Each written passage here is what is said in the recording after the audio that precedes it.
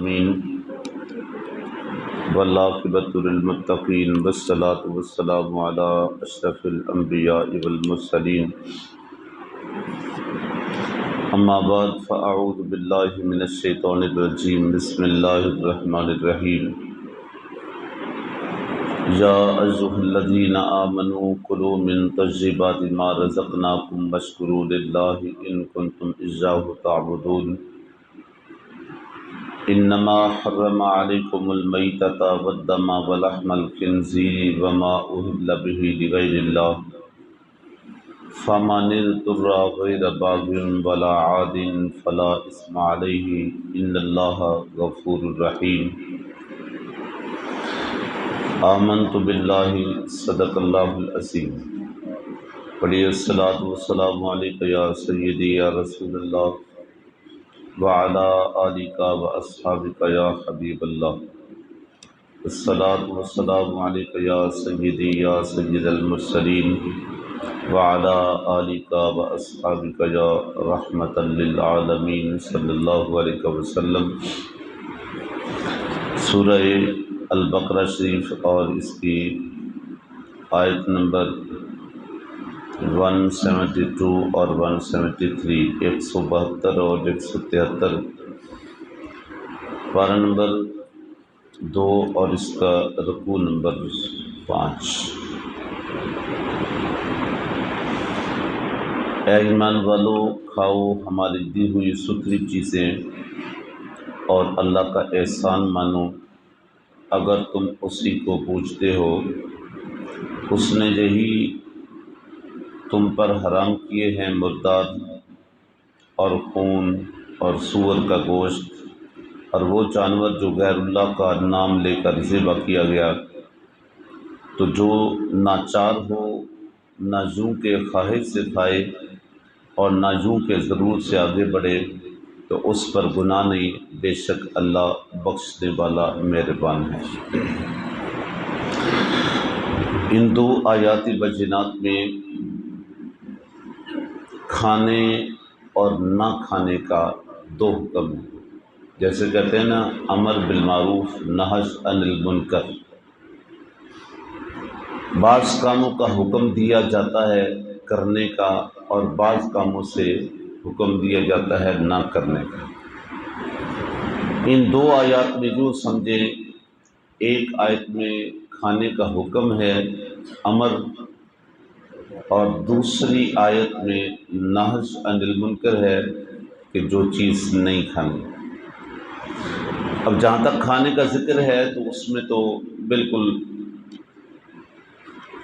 کھلے انداز میں فرمایا کہ یا ایھا الذین آمنوا کلوا من طیبات ما رزقناکم، ایمان والو کھاؤ طیبات سے جو رزق دیا ہم نے تم۔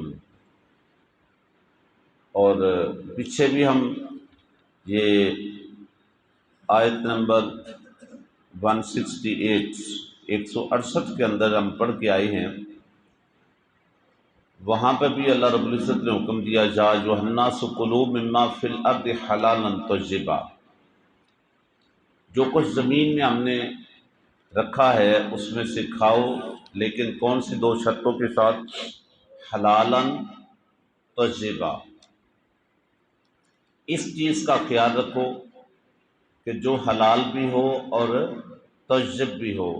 اس کی میں نے وضاحت کر دی تھی کہ بعض چیزیں حلال ہوتی ہیں لیکن طیب نہیں ہوتی، تو طیب بھی ہو، وہ بدبودار نہ ہو، بد ذائقہ نہ ہو، حرام پیسے سے نہ خریدی گئی ہو، یا پھر وہ مضر صحت نہ ہو، تو ایسی چیزیں طیب نہیں رہتی ہیں۔ تو اس آیت میں فرمایا یا ایھا الذین آمنوا کلوا من طیبات ما رزقناکم، ایمان والو کھاؤ طیبات سے جو رزق دیا ہم نے تمہیں۔ اور اس کے بعد ایک اور کام کرنے کا حکم آیا اس آیت میں، وہ کیا ہے؟ واشکروا للہ، کہ جس ذات نے تمہیں یہ رزق عطا کیا ہے پھر اس کا شکر بھی ادا کرو۔ یہ بہت بڑی بات ہے۔ روز ہم کھاتے ہیں صبح سے شام تک، جب سے دنیا میں آئے اللہ رب العزت نے انسان کے مزاج اور اس کی قوت کے مطابق اللہ نے رزق کا انتظام کیا۔ بچہ دنیا میں آتا ہے تو براہ راست یہ روٹی نہیں کھا سکتا، سخت غذا نہیں کھا سکتا۔ دیکھیں وہ کتنا مہربان ہے، اگر یہ سخت غذا نہیں کھا سکتا تو اللہ نے اس کے لیے آتے ہی نرم رزق کا انتظام کیا ہے۔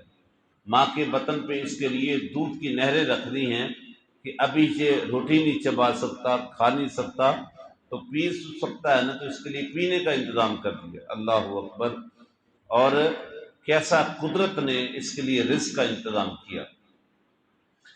تو اس لیے فرمایا کہ جس ذات نے تمہیں کھانے کے لیے تمہارے مزاج اور ضرورت کے مطابق رزق دیا ہے، پھر حق تو بنتا ہے نا کہ اس کا شکر بھی ادا کرے، نہ شکر نہ بنے۔ ایک بندہ دوسرے بندے کے ساتھ ایک احسان کرتا ہے، ایک نیکی کرتا ہے، بندہ کہتا ہے ساری زندگی مجھے یاد رہے گا اس کا احسان، اور ساری زندگی بعد یہ بھی لاجپال کوئی کوئی ہوتے ہیں جو اپنی لاج رکھتے ہیں، اس کا حیا رکھتے ہیں، اور وگرنہ بہت سارے پھر وہ کیا کہتے ہیں ناشکرے بھی ہوتے ہیں۔ تو بہت سے کچھ ایسے لوگ ہیں جو لاجپال ہیں، خاندانی ہیں، وہ زندگی میں ہر موقع پہ کہتے ہیں اس نے مجھ پہ ایک احسان کیا، بس اسی کی لاج رکھتے جائیں۔ لیکن یہ تو ذرا خیال کریں کہ جس نے ایک اچھائی کی اس کا تو احسان جانتے ہیں، اس کی تو بات، اس کا تو لحاظ رکھتے ہیں، اس کی تو لاج رکھتے ہیں، اور جس ذات نے بن مانگے اتنا کچھ عطا کیا، بندہ اس کی نافرمانی کرے، حکم عدولی کرے، اس کی بارگاہ میں نہ جھکے نہیں، تو کیا یہ ناشکری نہیں، یہ احسان فراموشی نہیں؟ تو اللہ نے فرمایا کہ وَاشْكُرُوا لِلَّهِ، اس ذات کا شکر بھی ادا کرے۔ اور شکر ادا کرنے کا میں اکثر کہا کرتا ہوں، اور قرآن مقدس کا یہ اعلان ہے، سب سے بڑا اس کا فائدہ کیا ہے؟ لَإِن شَكَرْتُمْ لَأَزِيدَنَّكُمْ، اللہ فرماتا ہے اگر تم میرا شکر ادا کرو گے میں تمہاری نعمتوں میں اضافہ کر دوں گا، تمہارے اوپر اپنے کرم کی بارش کر دوں گا، تمہاری نعمتوں میں اضافہ کر دوں گا۔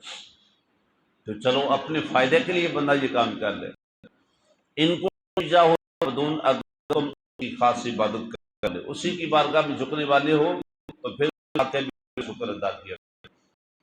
یہ بہترین شکر ہے کہ آپ جب شروع کریں تو کے نام سے شروع کریں، اور جب کھانا مکمل کریں، کھانا کھا کے ہٹیں تو پھر بھی اس کی بارگاہ میں کہا کریں الحمدللہ الذی اطعمنا ورزقنا وجعلنا من المسلمین۔ اللہ اکبر! شروع کریں تو بسم اللہ وعلی برکت اللہ، بسم اللہ الرحمن الرحیم، یعنی اس کے نام سے شروع کریں اور اس کی تعریف پہ ہی مکمل کریں، تو میں کہتا ہوں یہ بھی شکر کا بہترین انداز ہے۔ اور شکر کے لیے یہ بھی ضروری ہے کہ جس ذات نے تمہیں نعمتیں عطا کی ہیں کہ پھر اس کی عنایت سمجھیں اور اس کا شکر گزار بنے، اس کے سامنے سجدہ ریز بھی ہوں، تو یہ بھی شکر کا انداز ہے۔ اگلی آیت میں فرمائے انما حرم علیکم المیتۃ، اب وہ چیزوں کا ذکر ہے جو تم نے نہیں کھانی، تم نے نہیں کھانی، توجہ میری طرف رکھو۔ اور اس آیت پاک کے اندر 4 چیزوں کا ذکر ہوا جو تم نے نہیں کھانی، جو تمہارے اوپر حرام۔ انما حرم علیکم، یہ تمہارے لیے حرام ہے۔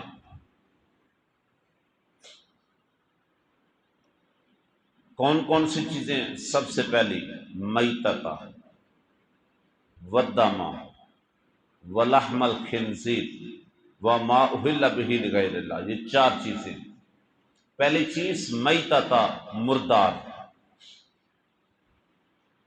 دیکھیں بعض چیزیں، پرندے یا جانور سیدھے سیدھے پہلے ہی تفریق میں ہیں کہ یہ حلال ہیں یہ حرام ہیں، پہلے ہی پتہ ہے۔ لیکن بعض وہ چیزیں ہیں کہ جو حلال ہیں لیکن مردار ہونے کی وجہ سے حرام ہے۔ ایک جانور ہے، وہ بکرا ہے، وہ بچڑا ہے، وہ اونٹ ہے، کٹا ہے، کچھ بھی ہے، اس کو کھانے کے لیے کیا کیا جاتا ہے؟ ذبح۔ ایک جانور اچانک سے اس کو کچھ ہوا، وہ ذبح ہی نہیں ہو سکا، مر گیا، تو اب یہ مردار تھا حلال، لیکن مردار ہونے کی وجہ سے اب یہ حرام ہے، اب یہ نہیں کھایا جا سکتا۔ اس کی وجہ کیا ہے اگلے لفظ میں سمجھ آ جائے گی۔ اور وجہ کیا ہے؟ دوسری چیز جو منع کی گئی ہے، والدم، خون۔ خون کو نہ کھانے میں استعمال کیا جا سکتا ہے، نہ پینے میں استعمال کیا جا سکتا ہے۔ خون تم پہ حرام ہے، خون نہیں پیا جا سکتا، خون نہیں کھایا جا سکتا۔ لیکن بدقسمتی ایسی ہے کہ ہمارے پاکستان میں تو اس طرح کے واقعات بھی ہو چکے ہیں۔ جانور تو جانور رہ گئے، انسانوں کے گوشت کھائے گئے، ایسے واقعات نہیں سنے؟ انسانوں کے پکا کے گوشت کھائے گئے، ان کے خون پیے گئے۔ اللہ اکبر، اللہ تعالیٰ محفوظ رکھے۔ تو خون حرام ہے، نص قطعی کے ساتھ یہ حکم ہے، خون حرام ہے، یہ تم نہ کھا سکتے ہو نہ پی سکتے ہو۔ اب مردار ایک جانور حلال تھا، بغیر ذبح کیے وہ مر گیا، وہ حرام کیوں ہوا؟ اس وجہ سے ہوا کہ چونکہ جانور کو جب ذبح کیا جاتا ہے اس کی رگوں سے خون نکل جاتا ہے، اس کے جسم سے، اس کا گوشت سے خون نچل جاتا ہے، نکل جاتا ہے۔ اب چونکہ وہ حلال ہو ہی نہیں سکا تو اس کا سارا خون اس کے اندر ہی موجود ہے، اس کے گوشت کے اندر ہی موجود ہے، اور خون حرام ہے۔ اس لیے جو جانور بغیر ذبح کیے ہوئے مر گیا اس کو بھی تم کھا سکتے نہیں۔ اچھا، دو چیزیں ایسی ہیں جو بغیر ذبح کیے بھی کھا سکتے، دو خون ایسے ہیں جو آپ اس کو استعمال کر سکتے ہیں۔ حضرت عبداللہ ابن عمر رضی اللہ تعالی عنہ، انہوں نے یہ روایت کی ہے، حضور علیہ الصلوۃ والتسلیم، یہ ابن ماجہ کی حدیث سے پاک ہے کہ دو بغیر ذبح کی ہوئی چیزیں تم کھا سکتے ہو، اور دو خون تم استعمال کر سکتے ہو۔ وہ دو چیزیں جو بغیر ذبح کیے حلال ہیں تم پہ، وہ کیا ہیں؟ نمبر 1 مچھلی، حوت، اور دوسری کی چیز جراد، جس کو آپ ٹڈی کہتے ہیں، ٹڈی یا ٹڈی۔ یہ ایک ہوتی ہے جو ہمارے گھروں میں ہوتی ہے، یہ نہیں، جو پروں کے ساتھ ہوتی ہے نا، اڑتی ہے۔ یہ پچھلے دنوں یہ بڑا ٹڈی دل کا یہ پچھلے دنوں بڑا شور تھا، فصلوں کو آ کے جو کھا جاتی ہے۔ تو ایک میں نے وہ ویڈیو کلپ دیکھا ہے کہ ان لوگوں نے پھر پکڑ کے ان کو کھائی بھی بہت ہے۔ یہ تھر کے علاقے میں، جہاں جس علاقے میں یہ آئی تھی نا، یہ کھائی جاتی۔ تو یہ دو چیزیں بغیر ذبح کی ہوئی آپ استعمال کر سکتے ہیں، اور اس میں بھی حکمت کیا ہے؟ ان دو چیزوں میں خون نہیں ہوتا۔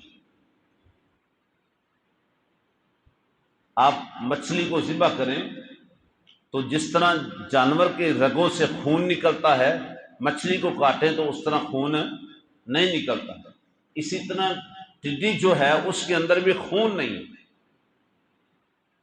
اور خون چونکہ فرمایا والدم، خون تم پہ حرام ہے، تو بہرحال بغیر ذبح کیے ہو۔ اچھا، ایک مچھلی پانی کے اندر ہی اگر مر جائے تو اس کو بھی نہیں آپ استعمال کر سکتے۔ جو پانی کے اندر سے باہر نکالیں، پانی سے الگ کر کے، جو تڑپتی ہوئی، اس کے بعد جس کی جان جائے، یہ مچھلی آپ استعمال کر سکتے ہیں۔ جو اندر ہی مر جائے وہ بھی نہیں استعمال ہو سکتی۔ تو دو چیزیں بغیر ذبح کیے ہوئے استعمال کر سکتے ہیں، باقی وہ جانور جو حلال ہیں اور ساتھ میں ذبح کیے جائیں تو اس کو آپ استعمال کر سکتے ہیں۔ بغیر ذبح کیے اگر کوئی مر گیا، اس کا خون اندر ہی رہ گیا، تو اس کو آپ استعمال نہیں کر سکتے، وہ مردار ہے۔ تو میتۃ پہلی چیز، والدم دوسری چیز، اور تیسری چیز ولحم الخنزیر، سور کا گوشت۔ اس کو آپ نہیں کھا سکتے۔ خنزیر جو ہے نجس ہے، پلید ہے، ناپاک ہے۔ دیکھیں ایک کتا ہے نا، یہ بھی حرام ہے۔ توجہ، بڑی قابل غور بات ہے کہ کتا حرام ہے، اس کو آپ نہ ذبح کر کے کھا سکتے نہ بغیر ذبح۔ لیکن اگر کتا خشک ہے، اس کو آپ کا ہاتھ لگ گیا یا کپڑا لگ گیا تو یہ ناپاک نہیں ہوگا۔ اس کو ہاتھ لگ گیا یا کپڑا لگ گیا لیکن خشک ہے تو ہاتھ ناپاک نہیں ہوتا۔ چیز جائے کہ اگر وہ کسی وجہ سے گیلا ہوا ہو یا اس کے منہ کو ہاتھ لگے، جس میں سے ہاتھ سے منہ کی تری لگ جائے، پھر وہ ناپاک ہے۔ یعنی خشک جگہ پہ اگر آپ کا ہاتھ لگ گیا تو ہاتھ ناپاک نہیں ہوتا۔ لیکن سور وہ جانور ہے کہ جس کو خشکوں کو بھی ہاتھ لگ جائے تو تب بھی ناپاک ہوتا ہے۔ یہ اتنا نجس ہوتا ہے، اتنا ناپاک ہوتا ہے۔ لیکن دوسرے کئی علاقے ایسے ہیں جہاں پہ کھایا جاتا ہے۔ ایک مہمان آیا ہوا تھا فلپائن سے، تو اتفاقاً ایک جگہ پہ میں بھی موجود تھا، تو اس سے میں نے سوال کیا، میں نے کہا جی آپ کی پسندیدہ ڈش کیا ہے، پسندیدہ گوشت کیا کھاتے ہیں؟ وہ کہتے ہیں بیر گل۔ تو میں نے اس سے پوچھا کہ آپ پسندیدہ چیز کیا کھاتے ہیں؟ اس بدبخت نے کہا جی سور کا گوشت، یہ ہماری پسندیدہ ڈش ہے اور کھائے جاتے ہیں جتنے یہ انگریز لوگ ہیں، اور کئی ملک ایسے ہیں جہاں پہ یہ اس کو فیوریٹ ڈش کے طور پہ کھایا جاتا ہے۔ اللہ اکبر۔ میں کہتا ہوں اسلام کے ماننے والوں کو اللہ نے کتنی ستھری غذائیں دی ہیں، کیسا مزاج اللہ نے اہل ایمان کو دیا ہے۔ اس کا لباس دیکھیں یا اس کی خوراک دیکھیں، اللہ نے دونوں کے اندر ہی طہارت رکھی ہے، دونوں کے اندر پاکیزگی اور ستھرائی رکھی ہے۔ اللہ اکبر۔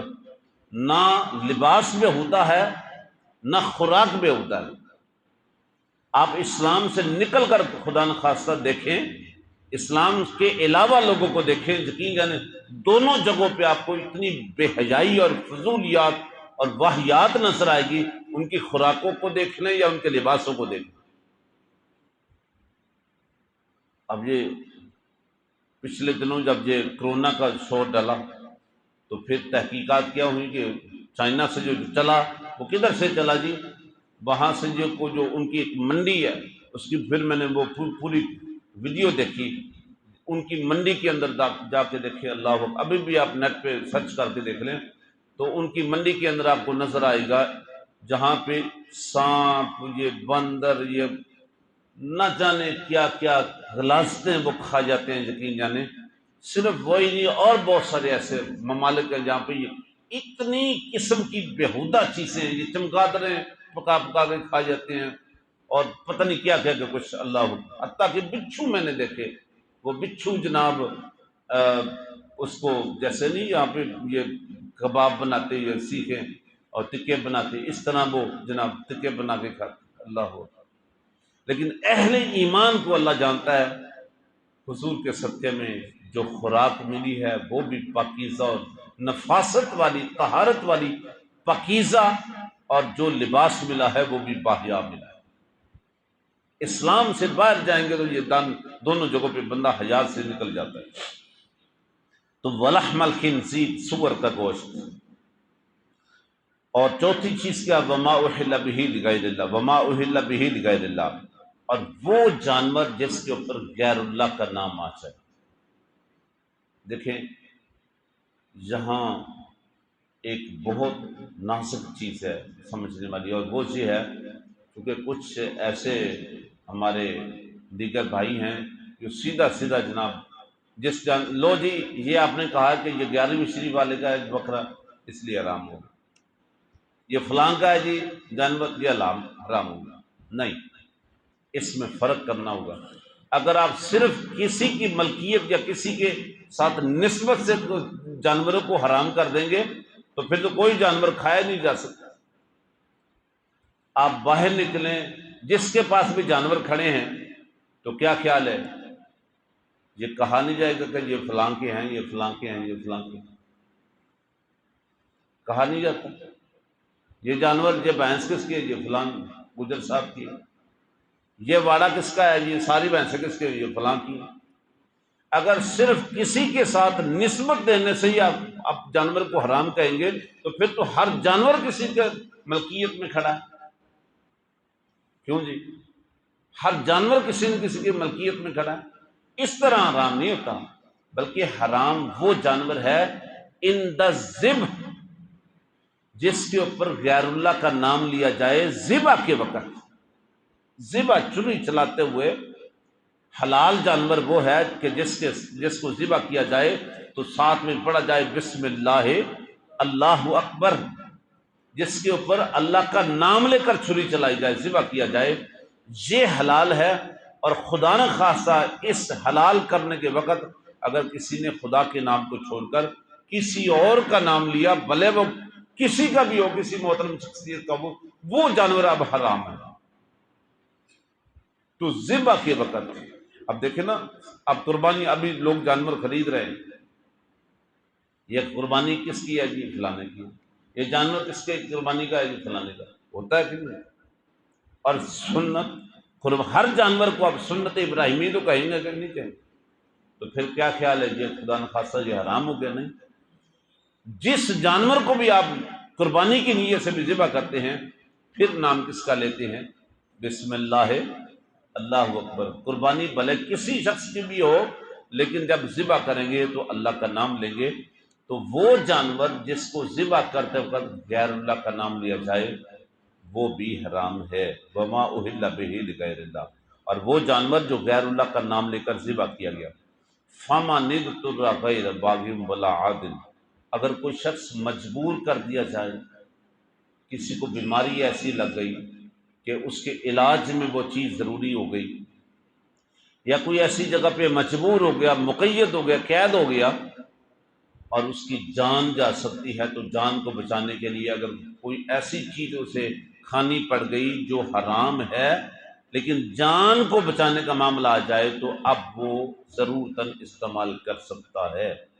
غیر باغ، شرط یہ ہے وہ اپنی خوشی خواہش سے وہ استعمال نہ کرے، شوق سے وہ استعمال نہ کرے، ولا عاد، نہ حد سے بڑھے، جتنی چیز کے ساتھ اس کی جان بچ سکتی ہے بس اتنی ہی استعمال کرے، حد سے نہ بڑھے۔